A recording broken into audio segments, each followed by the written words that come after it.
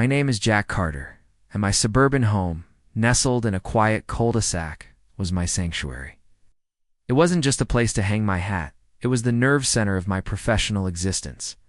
As a cybersecurity analyst, I lived in a digital world, constantly battling threats and vulnerabilities. My career demanded absolute precision, unwavering focus, and, above all, an unassailable network. My home network was more than just Wi-Fi. It was a fortress, meticulously constructed with firewalls, intrusion detection systems, and multi-layered encryption. My livelihood and the sensitive data I protected depended on it. Little did I know that the greatest threat to my digital domain wouldn't come from hackers halfway across the world, but from the overly entitled woman moving in next door. Karen arrived like a force of nature, a whirlwind of boxes, demands, and an unmistakable sense of entitlement. Before the movers had even finished unloading her belongings, she was at my door, flashing a saccharine smile that didn't quite reach her eyes. "Hi, I'm Karen, your new neighbor. So, about your WI-FI. ... Double quotes. The request hung in the air, thick with presumption. She wanted to borrow my internet just for a few days until her provider got around to setting her up. The gall of it stunned me into momentary silence. I prided myself on being a reasonable and courteous neighbor, but this was beyond the pale. "I'm afraid that's not possible, Karen," I explained, carefully choosing my words. "I work from home in cybersecurity, and my network is configured for maximum security. Sharing the connection could compromise my work and potentially expose my data to vulnerabilities." Her smile vanished, replaced by a scowl that could curdle milk. "Come on, it's just for a few days. What's the big deal? Everyone shares Wi-Fi these days." I tried to explain patiently the intricacies of network security, the risks of unauthorized access, and the importance of maintaining a secure environment for my work. I might as well have been speaking Martian. Her eyes glazed over, and her stance became more aggressive. "So you're saying you won't help a neighbor in need? That's very unfriendly." I held my ground, politely but firmly reiterating my refusal. She left in a huff, muttering something about selfish millennials and slamming her front door with enough force to rattle my windows. I sighed, hoping it was the end of it. Naively, I underestimated the tenacity of a woman scorned. A woman, convinced she was entitled to anything and everything she desired. My quiet, secure existence was about to be disrupted in ways I couldn't have imagined. The siege of my fortress had begun. The slammed door was merely the opening salvo in Karen's campaign to breach my digital defenses. The next morning, my security systems started flashing red. My network logs were lighting up with attempted login attempts, each one more blatant and infuriating than the last. Karen guessed. Free connection. And the utterly ridiculous Letman123 were just a few of the usernames she'd brazenly used in her attempts to brute force her way into my system. I couldn't help but chuckle at her audacity, but the amusement quickly faded as I realized the potential consequences of her actions. This wasn't just about bandwidth. It was about the integrity of my entire network, the security of my data, the protection of my livelihood. I responded swiftly, reinforcing my firewall, tightening my password protocols, and implementing additional intrusion detection measures. I felt like I was preparing for a digital war, and in a way, I was. The following days were a constant barrage of digital attacks. My internet connection became unstable, randomly crashing at the most inconvenient times, disrupting my work and causing me untold stress. My security software alerted me to constant attempts to probe my network for vulnerabilities, each one meticulously logged and blocked. It was clear that Karen wasn't just trying to guess my password. She was actively trying to find a way to bypass my defenses. I even found evidence of port scanning, a technique used by hackers to identify open ports and potential entry points into a network. My blood began to boil. This wasn't just entitlement. It was a deliberate act of cyber-vandalism. I decided to confront her directly, hoping to reason with her and put an end to this madness. I approached her door with trepidation, unsure of what to expect. When she answered, Her face was a mask of feigned innocence. "Karen, I need to talk to you about my internet," I began, carefully controlling my tone. "Someone has been trying to access my network, and my internet connection has been unstable. I've had to increase my security measures." I intentionally omitted any direct accusations, giving her an opportunity to deny any involvement. Her response? She slammed the door in my face, muttering something about busy people and annoying neighbors. That was it. Any hope of a peaceful resolution was gone. I knew then that this wasn't just a simple misunderstanding. It was a full-blown assault, and I had to defend myself.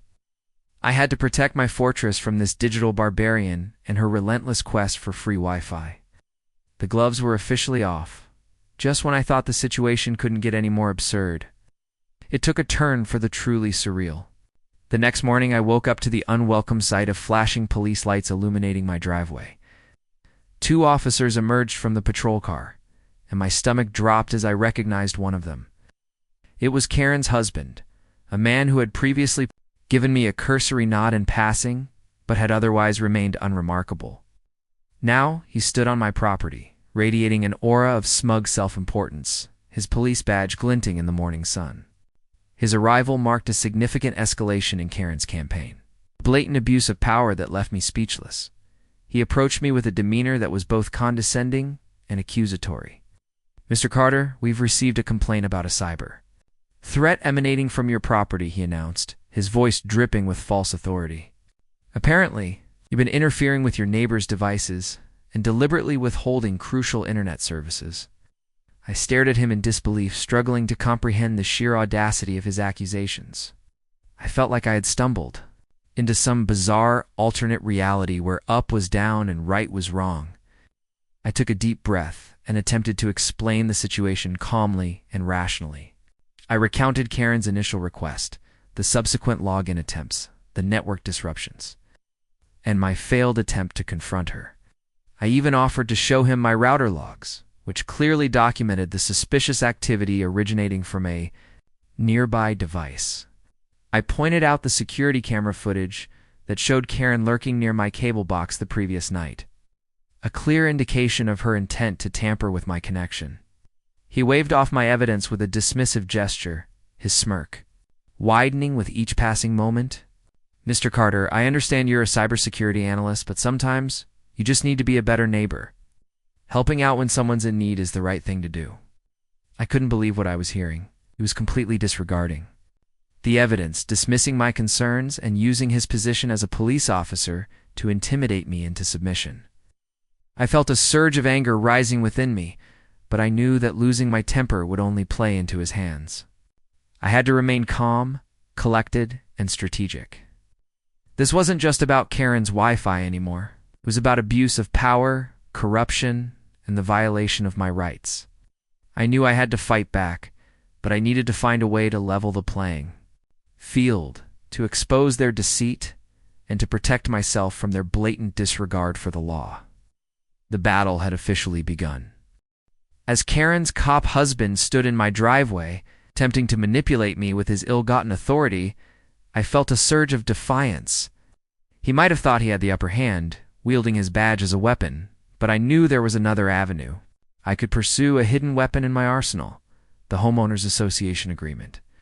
A clause buried deep within the legal jargon suddenly surfaced in my memory. It explicitly stated that no resident was allowed to tamper with another homeowner's utilities, including internet and electrical infrastructure. It was a long shot, but it was the only legal recourse I could think of in the moment. Instead of engaging further with Karen's husband, I excused myself and retreated into my house, feigning defeat. I grabbed my phone and scrolled through my contacts, searching for a lifeline. My eye landed on my Aunt Carol's name. She wasn't just my aunt. She was also the president of the HOA. I knew she took her responsibilities seriously and had a keen eye for detail. She liked fair play and order, and she had dealt with neighborhood disputes before. I took a big breath and then dialed her number. I explained the situation to her in as much detail as I could, being careful to present the facts objectively. I refrained from expressing my personal feelings about Karen and her husband, focusing instead on the evidence of network tampering. The police officers attempted intimidation and the violation of the HOA agreement. I laid it all out: the repeated login attempts, the security camera footage, the unstable internet connection, and the blatant abuse of power. I ended by saying that it might be nothing, but I wanted to alert her about it in case it needed to be looked into. I asked her to treat the information confidentially and said that I would fully abide by her judgment. After listening patiently, she assured me that she would investigate the matter thoroughly and take appropriate action. She explained to me that she would be able to get independent experts involved as part of the investigation. I felt a glimmer of hope. It wasn't a guarantee of success, but it was a step in the right direction. I knew that Aunt Carol was a force to be reckoned with. She wasn't easily intimidated, and she had a knack for uncovering the truth. Within hours, I compiled all the evidence, screenshots of the router logs, security camera footage, and my detailed account of the events, and sent it to her.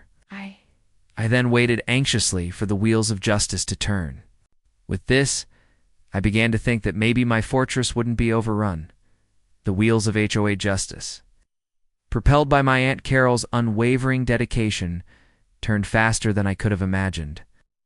Within 24 hours of receiving my evidence, she had launched a formal investigation, enlisting the help of a private investigator and a network security consultant. What they uncovered was far more elaborate and shocking than I had initially suspected. Karen's obsession with free internet access had spiraled into a full-blown criminal enterprise, fueled by her insatiable sense of entitlement and her husband's willingness to abuse his authority. It turned out that Karen hadn't just been trying to access my Wi-Fi. She had stolen a neighbor's old router from their porch, somehow bypassed their security and hooked it up in her garage, creating a rogue network that she used to mask her illegal activities. She was using the network to stream pirated movies and TV shows, avoiding copyright laws, and potentially exposing herself to legal repercussions. Even worse, her husband knew of her activities and had been using his badge to intimidate multiple neighbors into letting it slide, effectively obstructing justice and protecting his wife from the consequences of her actions. He had threatened to write noise complaints if neighbors didn't cease questioning her. He also informed them if they made accusations, they would be considered slander and defamation. But the real bombshell came when the investigators delved deeper into Karen's online activities. Her streaming box wasn't just accessing pirated content. It was connected to a network of international sources, some of which were known to be involved in illegal activities. Furthermore, it came to light that her husband's department had recently partnered with a federal agency to crack down on digital piracy and intellectual property theft. The irony was almost too delicious to bear. Karen's husband, a sworn officer of the law, was actively protecting his wife's illegal activities, potentially jeopardizing his own career and the integrity of his department. It was a tangled web of deceit, corruption, and blatant disregard for the law, all stemming from one woman's insatiable desire for free Wi-Fi. I knew that they had gone too far and would be held accountable. The fallout from the HOA investigation was swift and decisive. Armed with the evidence of Karen's elaborate scheme, the HOA contacted the authorities, who wasted no time in executing a search warrant on her property. When they raided Karen's garage, and yes, it was a full-blown raid, complete with sirens and flashing lights, they found more than just an open router and a streaming box. They discovered a treasure trove of stolen goods, including mail and packages pilfered from neighbors' porches. They also uncovered logs of multiple neighbors' passwords that she had been selling online to college students who could not afford to buy their own. It was a catalog of criminal activity that painted a disturbing picture of a woman driven by greed and a complete lack of moral compass. As for Karen's husband, consequences were equally severe. He was immediately placed on administrative leave pending an internal investigation. The evidence of his abuse of power and obstruction of justice was overwhelming. It was clear that his career as a police officer was effectively over. The weight of the truth came crashing down on him, and he was no longer able to maintain his entitled facade. Karen, on the other hand, faced the full force of the law. She was banned from the HOA, evicted from the neighborhood for violating numerous civil codes, and handed over to the police to answer for her many criminal acts. Last I heard, she was living with her sister 3 cities over, desperately trying to find a way to make ends meet with no internet access to be found. My own life, after the chaos of the previous weeks, began to return to normal. The peace and quiet of my suburban sanctuary was restored, and my digital fortress stood strong, protected from external threats. I could finally focus on my work, secure in the knowledge that justice had been served and the neighborhood was safe from Karen's insatiable entitlement.